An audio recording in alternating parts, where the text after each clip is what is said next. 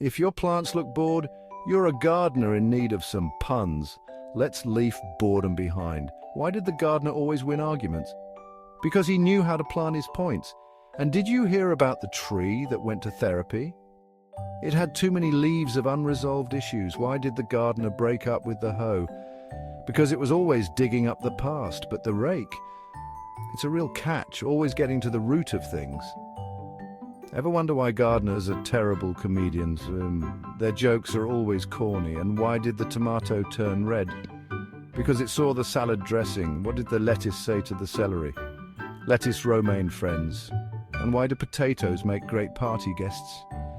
They're always spudtacular. Gardening is definitely time-consuming, but it's worth it for the root of the fun.